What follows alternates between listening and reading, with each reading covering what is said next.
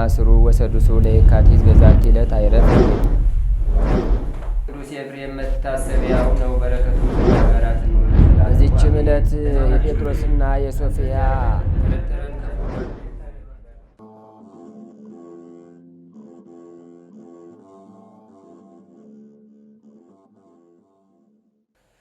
በስመ አብ ወወልድ ወመንፈስ ቅዱስ አሐዱ አምላክ አማስሩ ሐሙሱ ለየካቲት በዛቲ ዕለት አንድ አምላክ በሆነ በአብ በወልድ በመንፈስ ቅዱስ ስም የካቲት 15 በዚች ቀን ከ12ቱ ደቂቀ ነቢያት አንዱ ታላቅ እውነተኛ ነቢይ ዘካርያስ አረፈ። እርሱም ከሌዊ ነገድ ነው። የአባቱም ስም በራክዩ ነው። በገለአድም ወለደው።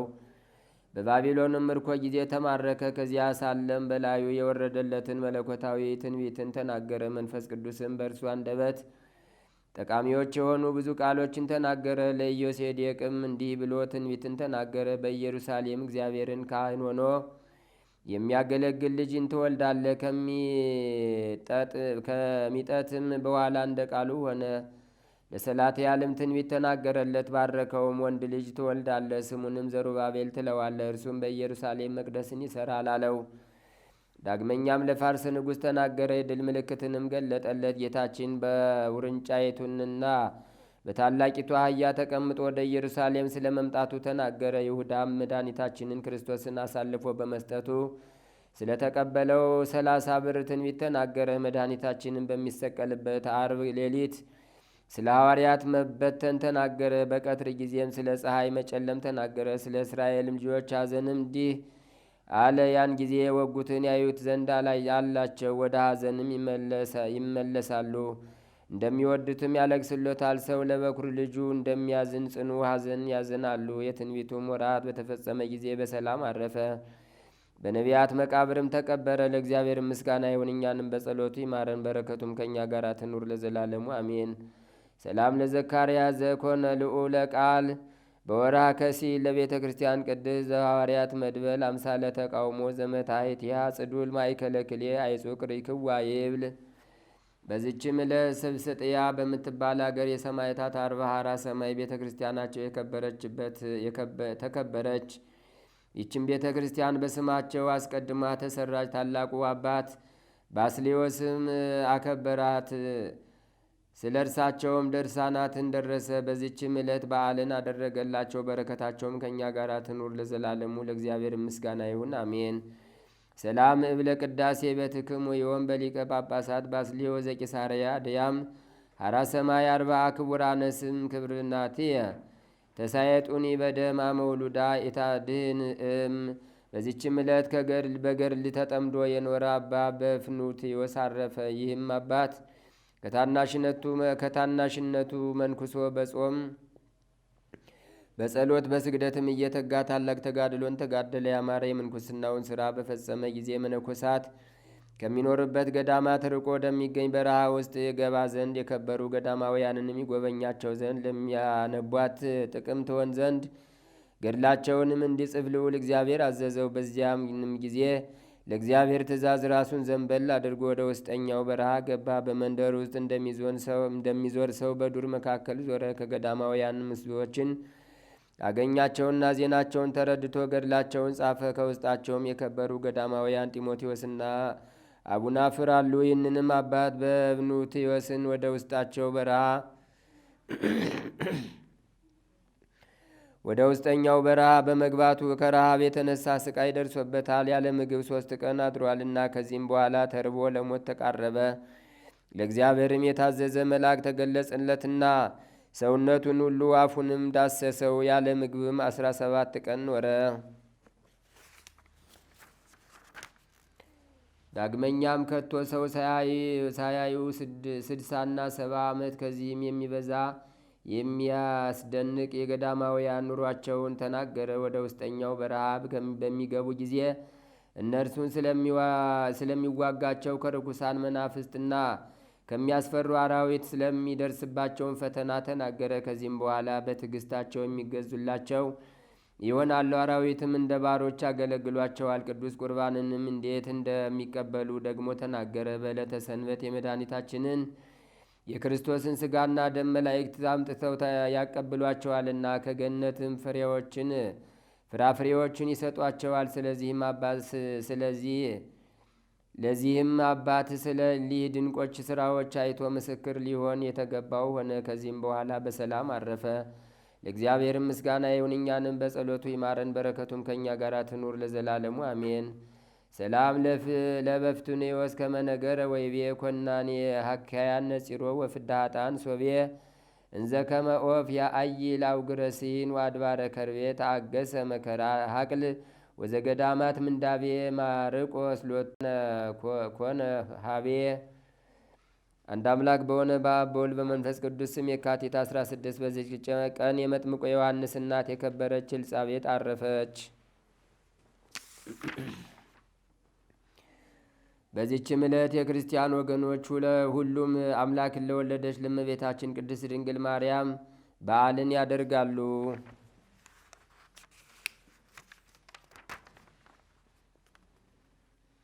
ዛቅረብኩ ማይሌታ ዘኪርያ ይላፈም ለተጸምዱ ከዘልፈለላ አነብብ ተወከብ ዘንዴቴ መጽሐፈን ተረሰይ ከግዚኦ ጸዲቀ መበለቱ ኩፈምላ ውላን ዘተርፈ ነቢያት ቅዱሳን ሐዋርያት ሰባክያን ሰማይቶ ጻድቃን ወመላእክት ትጓን ደናግላዲ ወመነኮሳት ሄራን ባረኩ ጉባኤ ዛቲ መካን እስከ አረጋዊ ሊቅ ወንዑስ ሕፃን ለዘ ጻፎ በክርታስ ወለዛ ጻፎን ዘይደርስ ወለዛ አንበቦ ወለዘ ተርጎሙ በልሳን ሐዲስ ወለዘ ሰማ ቃሎ በዝነ መንፈስ በጸሎተሙ ማርያም አራቂተ ኩሉም ባይ ስቡረ ይመሃረነ ኢየሱስ ክርስቶስ። ተአምር ዘገብረ እግዚእነ ወአምላክነ ወመድኃኒነ ኢየሱስ ክርስቶስ ሳህሉ ወምሕረቱ ያሉ ምስለ ኩልነ ህዝበ ክርስቲያን ለዓለም ዓለም አሜን። ቅርታውና ቸርነቱ ለዘላለም በእውነት ለሁላችን ደረግልና ጌታችንና አምላካችን መድኃኒታችን ኢየሱስ ክርስቶስ ያደረገው ተአምሬ ነው። በዚያን ጊዜ ጌታ ኢየሱስ ክርስቶስ ለደቀ መዛሙርቱ እንዲህ አላቸው፣ እወቁ፣ ሰማይን ዝናብ ያዘንብ ዘንድ ብታዙት ያዘንብላችኋል፣ ምድርም ሳሩን ቅጠሉን ታበቅል ዘንድ ብታዟት ታበቅላለች። ባህሮችና ወንዞች ውሆችም ሁሉ የእግራችሁ ጫማ አንዳችም እርጥበት ሳይነካው በባህር ላይ እየተራመዳችሁ እስከምትሄዱ ድረስ ይታዘዙላችኋል፣ ይገዙላችሁማል። የምትሄዱባት ሀገር ጎዳናዋ ሩቅ ቢሆን በደመና ተጭናችሁ ለመሄድ ስልጣን ይኖራችኋል። ብዙ ጎዳና በመጓዝ እግራችሁ አይደክምም፣ ምድርን እንደ ሸማ ለመጠቅለል ትችላላችሁና። ታላላቅ ተራሮችና ኮረብቶች ዝቅ ብለው ተስተካክለው ትክክለኛ ጎዳና ይሆንላችኋል። ነገስታት ይሰግዱላችኋል፣ መኳንንትና መሳፍንት ያከብሯችኋል። ጥበበኞች ከጥበባችሁና ከተአምራታችሁ የተነሳ ፈጽሞ ያደንቋችኋል። መምህራንም ነገራችሁን ያደምጣሉ። እናንተንም በተመለከቱ ጊዜ ልቦናቸው ይመሰጣል፣ ምክራቸውም ይጠፋል። ሐሳበ ከዋክብት በተአምራታችሁ ይጠፋል። የሥራይም ሥራ ሁሉ በቃላችሁ ይሻራል። ለእናንተ ሀብተ ክህነትና ሀብተ ትንቢት እሰጣችኋለሁ፣ እናንተም ለወደዳችሁት ወገን ትሰጡታላችሁ። እኔን ያዩ ዓይኖቻችሁ ንዑዳን ክቡራን ናቸው። ቃሌን የሰሙ ጆሮቻችሁ ብሩካን ናቸው። ሥጋዬን የዳሰሱ እጆቻችሁ ንዑዳን ክቡራን ናቸው። እኔ የመረጥኳቸው ብዙዎች ነቢያትና አበው ጻድቃን እኔን ሊያዩ ተመኝተዋል፣ አላዩም። እናንተ የሰማችሁትንም ለመስማት ወደዱ፣ ለመስማትም አልቻሉምና። እወቁ፣ እውነት እላችኋለሁ፣ ብዙዎች የቀደሙ ኃይለኞች ኃይላችንም ቀደምት ይሆናሉና። ትእዛዜን ጠብቁ፣ የነገርኳችሁም ወደ ላይ ወደ ሰማይ እስከማድረግ ድረስ ለማንም አትንገሩ።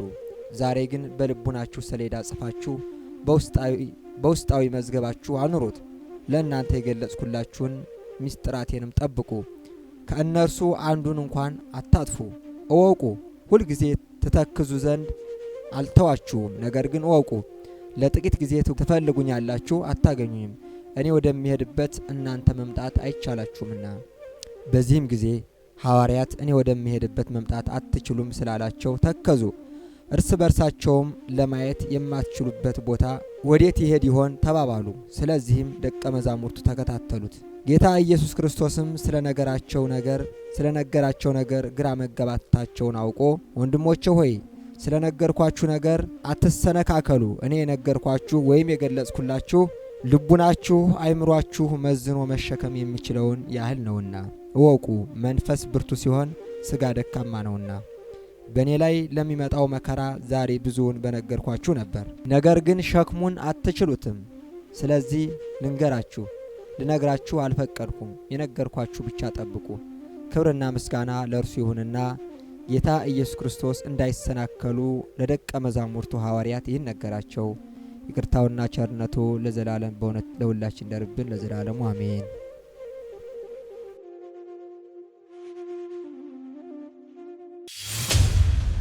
በዚሁ በቅዱስ ማቴዎስ ወንጌል ምዕራፍ 6 ቁጥር 17 ላይ እንዲህ ነው ያላቸው፣ ስትጦሙ ራሳችሁን ተቀቡ አላቸው። ስለ ፍቅር ሲያስተምር ነው። ምን አድርጉ አላቸው? ራሳችሁን ምን አድርጉ? ራሳችሁን ተቀቡ። ራሳችሁን ተቀብታችሁ ጹሙ አለ። ምን ማለት ነው? ቅብ የተባለው ፍቅረ እጓለ እመሕያው ነው አሉ ሊቃውንተ ቤተ ክርስቲያን። የእርስ በርስ መዋደድ ነው አሉ። ምንድን ነው አሉ? የእርስ በርስ መዋደድ ቅብእ ብለውታል ሊቃውንተ ቤተ ክርስቲያን። ቅብእ ያርሳል፣ ፍቅርም ሰውን ያርሳልና ያንጻልና ሰውን ያስተካክላልና ለሰዎች ሁሉ ውበት ይሆናልና በቅብእ መስለውታል። ፍቅርን በቅብእ ገልጸውታል ሊቃውንተ ቤተ ክርስቲያን። ስለዚህ ስትጾሙ ራሳችሁን ተቀቡ ያለው ጌታ እርስ በርሳችሁ እየተዋደዳችሁ እየተከባበራችሁ ጹሙ ማለቱ ነው። ራሳችሁን ተቀቡ ማለት ይሄ ነው ትርጉሙ። በፍቅር ጹሙ ማለቱ ነው። በጎረቤት እየተሰዳደብን እየተጠላላን ነው የምንጾመው እኮ። የክርስቲያን ጾም የማይመስል ጾም ነው ያለን። ስትጾሙ እንደ ግብዞች አትሁኑ አለ ጌታ። ጥላቻ በመካከላችሁ አይኑር ማለቱ ነው። ስለዚህ ራስህን ተቀባ፣ ፊትህንም ታጠብ አለ ጌታ። ቀጥሎ ፊትህን ምን አድርግ አለ? ታጠብ። በውሃ አይደለም፣ በንስሐ በእንባ ታጠቡ ነው ያለው ጌታ። ስንቶቻችን ግን በንስሐ ታጥበናል? ስንቶቻችን በንስሐ ሕይወት ከብረናል? ቅዱስ ጴጥሮስ መንፈሳዊ ቤት ለመሆን ተሰሩ ያለን እኮ በንስሐ ነው የምንሰራበት፣ በመመለስ ነው የምንሰራው። ስለዚህ ራሳችሁን ተቀቡ፣ ፊታችሁን ታጠቡ። ስትጾሙ ጾማችሁ እንደ ግብዞች አይሁን አለ ጌታችን አምላካችን መድኃኒታችን ኢየሱስ ክርስቶስ። ስለዚህ ጾማችን የሚገባ ጾም መሆን አለበት። ሰማችሁኝ ክርስቲያኖች? የሚገባ ጾም ምጽዋት እያደረግን እርስ በርሳችን እየተዋደድን እየጸለይን እየሰገድን ንስሐ እየገባን እያለቀስን መጾም አለብን። ጾመ ነነዌ ምን ያህል እንባ ነው የፈሰሰባት! ዛሬም ያ እንባ ያስፈልጋል። ዛሬም ያ እንባ ያስፈልጋታል። ለሀገራችን፣ ለቤተ ክርስቲያናችን፣ ለወገኖቻችን ያ እንባ ያስፈልጋታል። እንባ ትልቅ መሳሪያ ስለሆነ ነው። ኦርቶዶክሳውያን ከባድ መሳሪያ የማይመልሰውን እንባ መልሶታል አይደለ? ምንም ሊሆን የማይችለውን እንባችን መልሶታል። የራሔልን እንባ እግዚአብሔር ተቀብሎ እስራኤላውያንን ነው ነፃ ያደረገው። ክብር ምስጋና ለአምላካችን ለእግዚአብሔር ይሁን። ስለዚህ እያለቀስን በምህላ በፍጹም ክርስቲያንነት ልንጾም ያስፈልጋል። ስትጾሙ እንደምን አትሁኑ አለ ጌታ? እንደ ግብዞች አትሁኑ፣ አትመጻደቁ፣ ጾመኞች አትምሰሉ፣ አትጠውልጉ፣ አታስመስሉ። እውነተኛውን ኑሮ ኑሩት ማለቱ ነው። ምክንያቱም ክርስትና ማስመሰል ሳይሆን መምሰል ነው። መምሰል ነው ክርስትና ማለት። ጳውሎስ ያስተማረው ይህንን ነው። እኔ ክርስቶስን እንደምመስል እናንተ ደግሞ ማን ምሰሉ አለ? እኔን ምሰሉ። አባቶችን መምሰል ነው ክርስትና ማለት። ጌታን መምሰል ነው ክርስትና ማለት። ወደ እግዚአብሔር መቅረብ ነው። ስለዚህ ነው ማስመሰል ሳይሆን መምሰል ነው። እናም በማስመሰል አትጾሙ ሲል ጌታ ስትጾሙ እንደምን አትሁኑ አለ? እንደ ግብዞች አትሁኑ። ያስተማረን እግዚአብሔር ክብር ምስጋና ይግባው። አምላካችን ኢየሱስ ክርስቶስ የሰማነውን በዝን ልቡናችን ይጻፍብን፣ ከቅዱሳን ረድኤት በረከት ያሳትፈን፣ ሰላም ቀን ያውለን፣ በዓሉን የበረከት በዓል ያድርግልን። አምላካችን ቅድስት ተዋሕዶ ሃይማኖታችን አስፋልን፣ ምእመናንን በሃይማኖት አበርታልን። የሰላም አምላክ ሰላምን ስጠን። ቀኑን ባርከ ቀድሰ በሰላም አውለን። አቡነ ዘበሰማያት ይትቀደስ ስምከ ትምጻእ መንግሥትከ ወይኩን ፈቃድከ በከመ በሰማይ ከማሁ በምድር ሲሳየነ ዘለለ ዕለትነ ሀበነ ዮም ወኅድግ ለነ አበሳነ ወጌጋየነ ከመ ንሕነኒ ንኅድግ ለዘአበሰለነ የታብአነ እግዚኦ ውስተ መንሱት አላ አድኅነነ ወባልሐነ ኩሉ እኩይ እስመ ዚአከ ይእቲ መንግሥት ኃይል ወስብሐት ለዓለመ ዓለም። በሰላመ ቅዱስ ገብርኤል መልአክ ኦ እግዝእትየ ማርያም ሰላም ለኪ ድንግል በሕሊናኪ ወድንግል በሥጋኪ እመእግዚአብሔር ጸባዖት ሰላም ለኪ ቡሩክት አንቲ እምአንስት ወቡሩክ ፍሬ ከርሥኪ ተፈሥሒ ፍሥሕት ኦ ምልዕተ ጸጋ እግዚአብሔር ምስሌኪ ሰአሊ ወጸልይ ምህረታ በፍቅር ወልድኪ ኢየሱስ ክርስቶስ ከመ ይሥራይ ለነ ኃጣውኢነ ተማኅፀነ ብኪ ኦ ተወካፌ ንስሐ ወሰራይ ኃጢአት ኢየሱስ ክርስቶስ ስረይ ኃጢአትየ ወኃጢአተ ኩሉ ሕዝብ ከማይሠራ ኃጢአት እግዚአብሔር ይፍታ። ንቁ ሚዲያ ለተመልካቾቹ ከሚያደርሳቸው ዕለታዊ ሳምንታዊና ወርሃዊ ዝግጅቶች መካከል የየዕለቱን ስንክሳር ወርሃዊና ዓመታዊ የቅዱሳን ገላትና ድርሳናትን በኢትዮ ማህበር የዩቲዩብ ቻናል ያቀርባል። የየዕለቱን ስንክሳር ባሉበት ሆነው በማድመጥ እንዲሁም ወርሃዊና ዓመታዊ የቅዱሳንን ዜና ሕይወታቸውን በማድመጥ ከቅዱሳኑ በረከትና ረድኤት እንዲያገኙ ንቁ ሚዲያ የሁል ጊዜ ምኞቱ ነው። በየዕለቱ የሚለቀቁ ዜና ቅዱሳንን ላይክ፣ ሼርና ሰብስክራይብ በማድረግ አገልግሎቱን ይደግፉ። ንቁ ሚዲያ ርቱ የቤተ ክርስቲያን ልሳን